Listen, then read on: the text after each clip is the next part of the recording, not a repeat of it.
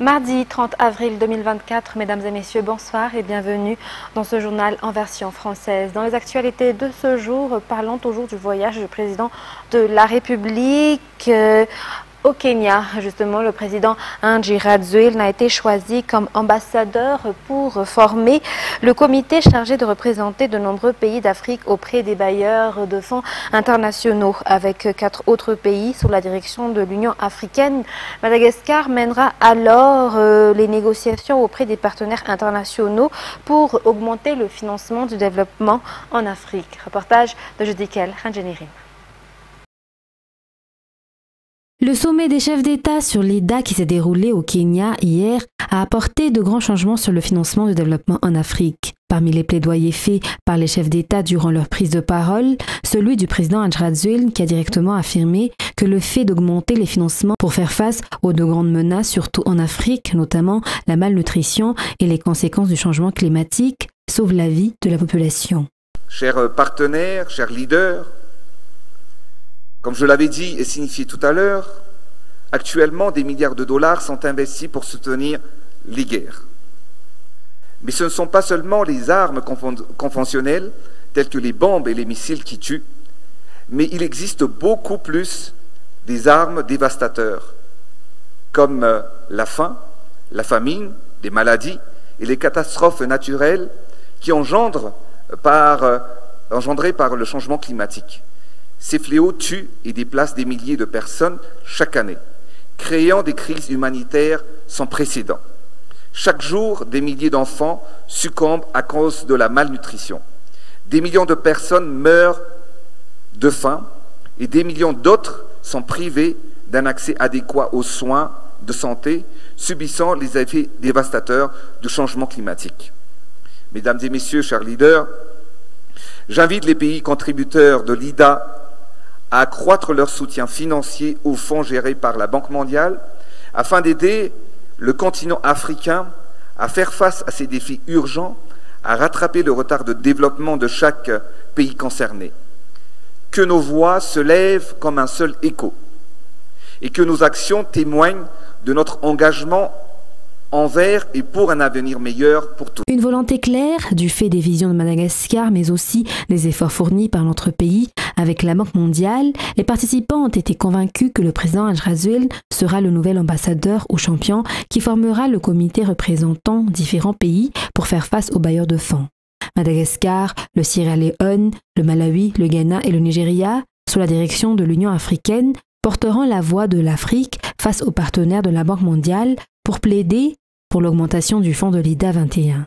Ce n'est pas seulement une rencontre diplomatique qui s'est déroulée au Kenya, mais l'union des voix des pays africains pour soutenir les pays dans le développement et Madagascar est parmi les leaders.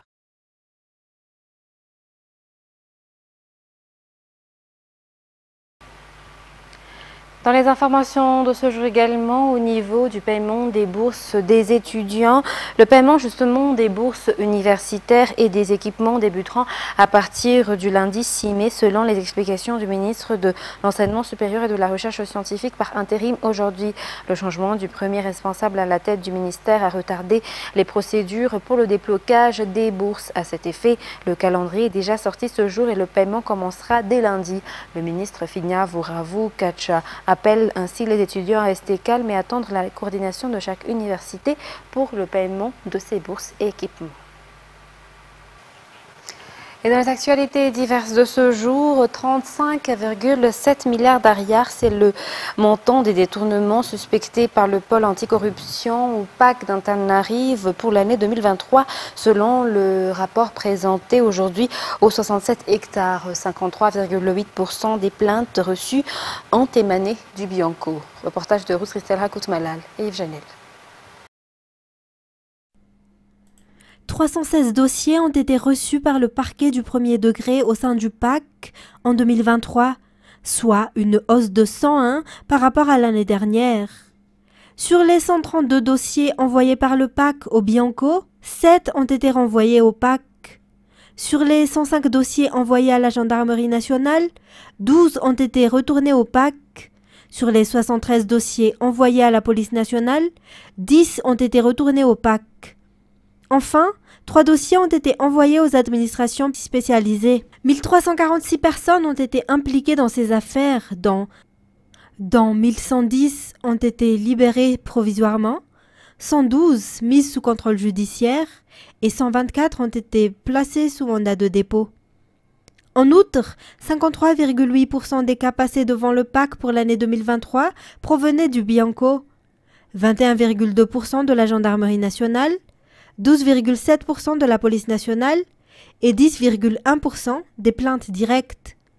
Le montant des détournements soupçonnés pour Antananarivo est de 35,7 milliards d'ariars. Parmi les dossiers traités par le PAC figurent les abus de pouvoir, représentant 27%, suivis des corruptions actives à 14,8%, les faux et usages de faux à 13,2%, et enfin, les corruptions passives à 12%. Le PAC déplore l'insuffisance du nombre de personnel, car ils ne sont que 132 actuellement. Cette instance judiciaire déclare également manquer de matériel, notamment des voitures à utiliser pour rejoindre les endroits enclavés. Les sensibilisations concernant les audiences foraines sont également insuffisantes, selon toujours le rapport.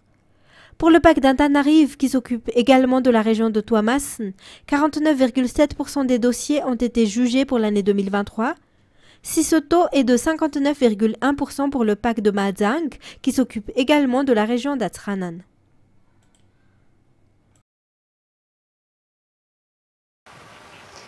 Passons à présent dans les actualités politiques. Les bulletins uniques seront acheminés à temps au niveau des bureaux de vote dans le cadre d'élections législatives, selon le président de la CENI aujourd'hui durant la visite de courtoisie des membres du HCDDED à la CENI. Premier responsable de la mise en place d'un État démocratique, le HCDDED se devait de rencontrer la CENI selon les explications de ce conseil. Les deux parties se complètent dans la mise en place justement de la démocratie selon la loi.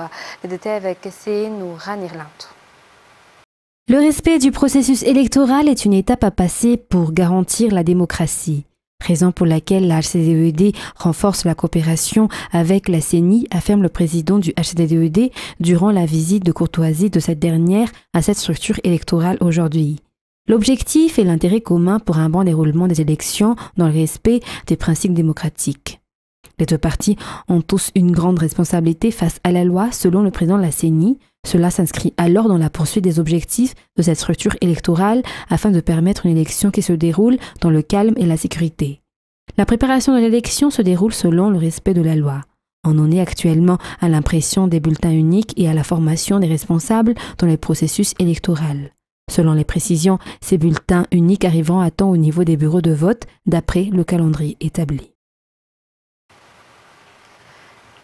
Page sociale, un atelier stratégique et technique sur l'amélioration des services d'approvisionnement en eau à Antananarivo s'est tenu hier et ce jour à Mbumangakil. Cette rencontre a permis au secteur clé de l'eau à partager les données et les statistiques à jour. Ainsi, des solutions à court terme réalisables en 6 mois ont été présentées. Pour les solutions à long terme, il s'agit de renforcer davantage les projets existants financés par les partenaires techniques et financiers. Et pour les quartiers non desservis par la Jirama, le partenariat public-privé n'est pas à négliger. Les détails avec Mirvoula Sferen et Bras Denilson. Cet atelier est un espace de dialogue et d'échange où tous les acteurs, incluant les partenaires et projets impliqués, ont collaboré en vue d'élaborer des stratégies efficaces pouvant mener à l'amélioration de l'accès à l'eau potable à Antananarivo.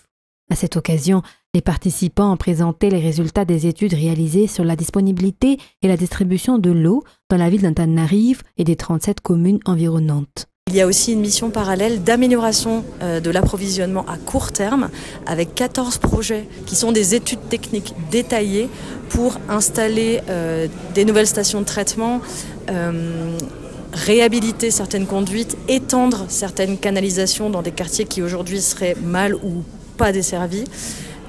Voilà, on travaille aussi sur des objectifs de desserte pour non seulement améliorer la quantité d'eau qui transite par les tuyaux, mais aussi la qualité du service qui est proposé par la Jirama. Et voilà, donc on travaille sur 3 horizons, à court, à moyen et à long terme. Le but de cette étude, c'est de déterminer un peu les zones les plus favorables à l'exploitation des eaux souterraines. Et pour cela, on va faire des investigations de la géophysique, des forages de reconnaissance, des essais de pompage, de la modélisation hydrogéologique pour avoir un peu une image un peu globale des eaux souterraines à Tana et savoir comment on va pouvoir les exploiter et à quel volume. À l'issue des 2 jours d'ateliers stratégiques et techniques, des solutions à court et à long terme ont été avancées. Pour les solutions à réaliser dans les 6 prochains mois, l'amélioration et la réhabilitation des infrastructures de la Jirama s'avèrent urgentes dans l'opérationnalisation des 22 châteaux d'eau répartis dans tout Tana, mais en parallèle, l'augmentation de la station de production et traitement d'eau à Manchès a été évoquée. Pour ce qui est des solutions à moyen et à long terme, le projet de l'amélioration de l'accès à l'eau potable de Madagascar, ou PAEP, financé par la Banque mondiale et le projet Jirama Water Free, financé par l'Union européenne, seront poursuivis et pour les quartiers non desservis par la Jirama, le renforcement du partenariat public-privé a été avancé. Les 2 jours d'ateliers stratégiques et techniques sur l'amélioration des services d'alimentation en eau à Antananarivo sont terminés.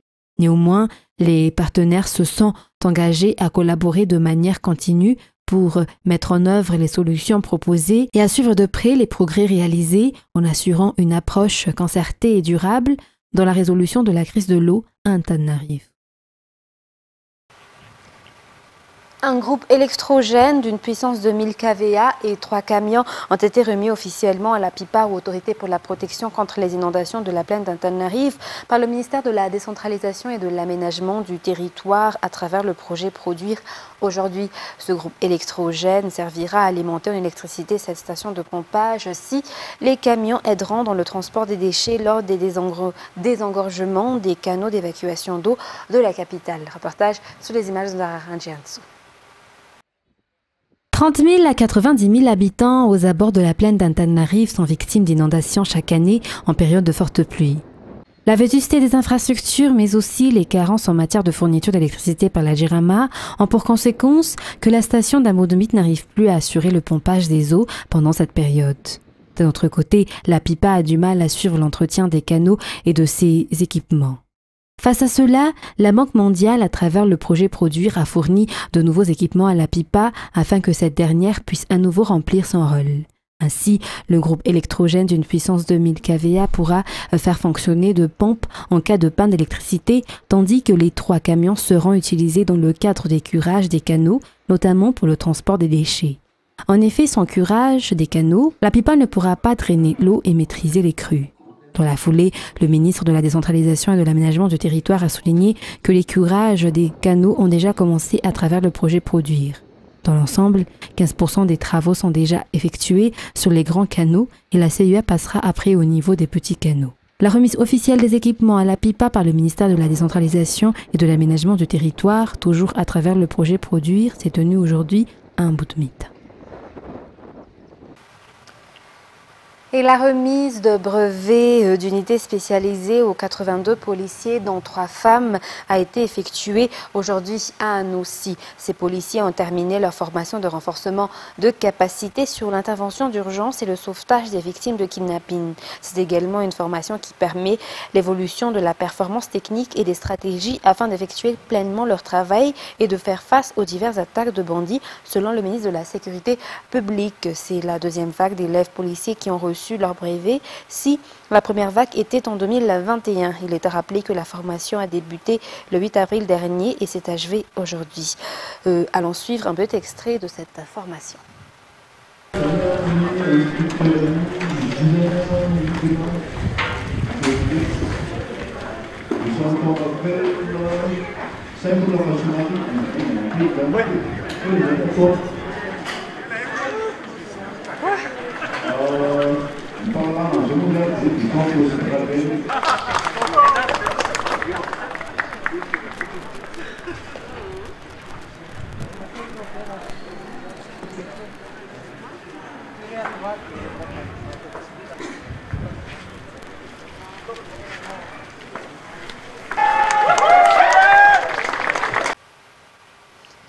Et pour clore cette page d'actualité locale, l'amas nuageux situé dans le nord du canal de Mozambique ne représente plus aucune menace pour Madagascar. Cependant, selon le service de la météorologie, il y aura encore davantage de pluie dans les parties centrales et nord-est de l'île jusqu'à demain mercredi ou jeudi en raison de l'alizé intense qui prend de l'ampleur. Le point avec Oub Hassaman. La grande île est épargnée de la menace d'un cyclone. En effet, la masse nuageuse située dans le nord du canal de Mozambique, identifiée comme une tempête, ne touchera pas le pays, selon Météo Madagascar, aujourd'hui pour les 3 jours à venir. Néanmoins, la formation d'un cyclone à partir de cet amas nuageux demeure très probable et il menace les îles des Comores. L'impact est envisagé se produire vers le 1er mai pour ces îles voisines. Et pour Madagascar, malgré la menace cyclonique écartée pour le moment, l'est du pays est sous un régime d'alizé intense qui amènera des rafales de vent et de fortes pluies. Ainsi, l'alerte rouge est déclarée pour les régions Antsinanan, Sava, Analindirouf et Ambatsu jusqu'au 2 mai. Pour la région Diana, l'alerte verte sera affective à partir de la fin de cette semaine du 29 avril. Météo Madagascar exhorte la population dans le nord et le nord-ouest du pays à rester vigilante afin d'éviter tout danger. Passons à présent aux actualités internationales. Au moins 46 personnes sont mortes dans le centre du Kenya après qu'un barrage naturel a cédé sous l'effet des pluies diluviennes qui s'abattent sur le pays depuis plusieurs semaines, selon un nouveau bilan toujours provisoire. Le point avec France 24. Enseveli sous un mélange de boue et d'eau, des arbres sont déracinés. Spectacle de désolation dans le village kényan de Kamushiri, à plus de 50 km de la capitale Nairobi. Ma femme s'est réveillée brusquement après avoir entendu une forte détonation. Elle est sortie du lit et s'est précipitée pour aller voir ce qui se passait et je l'ai suivie. L'eau déchaînée venait de derrière la maison. C'était comme s'il y avait une bombe. L'eau nous a immédiatement emportés. Je n'ai jamais vu quelque chose comme ça depuis que je suis né. J'ai 85 ans et je n'ai jamais rien vu de tel. Les morts se comptent par dizaines. À l'origine de cette catastrophe, l'engorgement d'un canal souterrain obstrué par un amas de débris de pierre. L'eau ne pouvait plus circuler normalement. Cette accumulation de matière est liée aux fortes précipitations de ces dernières semaines. Conséquence, des inondations qui ont submergé quartiers entiers et routes. Plus de 130 000 Kenyans ont dû fuir leur domicile. Lors d'une réunion du cabinet, nous allons discuter de mesures supplémentaires que mon gouvernement va prendre. Des mesures pour garantir que les citoyens victimes du changement climatique, qui souffrent d'inondations, de coulées de boue, soient pris en charge. Et la météo ne devrait pas s'arranger dans les prochains jours. Des pluies meurtrières qui frappent aussi les pays voisins comme la Tanzanie, l'Ouganda ou encore le Burundi. Et en Géorgie, des milliers de personnes ont participé lundi à un rassemblement à Tbilissi organisé par le Parti du rêve géorgien pour défendre le projet de loi sur l'influence étrangère. Cette mobilisation intervient au lendemain d'une massive manifestation contre ce texte jugé liberticide par l'opposition. France 24. C'est une guerre de l'image. À l'appel du parti au pouvoir, des milliers de Géorgiens viennent afficher leur soutien au gouvernement et à son projet de loi controversé. Examiné ce lundi au Parlement, le texte prévoit que toute organisation qui reçoit plus de 20% de financement étranger s'enregistre comme organisation défendant les intérêts d'une puissance étrangère. Un projet calqué sur une loi votée en Russie et qui a permis à Vladimir Poutine d'exclure de la sphère publique des voix critiques. Dimanche, 20 000 Géorgiens protestaient devant ce même Parlement, laissant place à quelques échauffourées avec la police. L'opposition politique, elle, soutient les manifestants. Nous, politiciens, sommes obligés de nous tenir aux côtés des Géorgiens. C'est ce que nous faisons. Jusqu'aux derniers manifestants ici dans la rue, nous serons à leur côté. Déjà présentée il y a un an, la loi considérée comme liberticide par l'opposition avait été retirée sous la pression populaire. Son retour arrive à peine 4 mois après que la Géorgie a obtenu le statut de candidat officiel à l'Union européenne. Bruxelles avertit que l'adoption d'un tel texte pourrait réduire à néant les chances du pays de l'intégrer.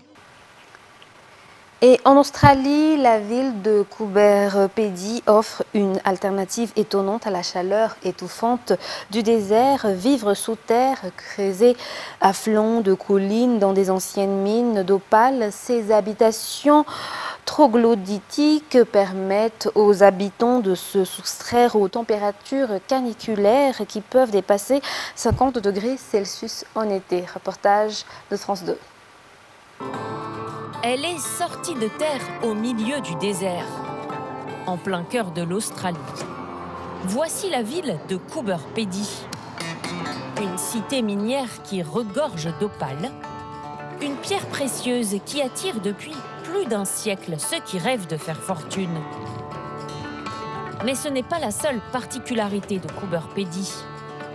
Ici, il fait si chaud, 50 degrés l'été, que les habitants vivent sous la terre. Entrez, voici ma maison troglodyte. Comme Marcus Hammermeister. Voilà l'endroit que je me suis construit. Ici, c'est ma cuisine, et là, ma salle à manger. Et voici ma chambre. Cela fait 14 ans que ce mineur vit dans cette maison de 180 mètres carrés, qu'il a lui-même creusée. Voici les marques laissées par la machine. Ça, ce sont les traces de ses dents. L'avantage ici, c'est que les factures d'électricité sont peu élevées. Ici, on n'a pas besoin d'air conditionné. Les températures fluctuent entre 20 et 27 degrés. Ça, c'est parce qu'on vit sous terre. On n'a pas besoin de climatisation l'été, ni de chauffage l'hiver.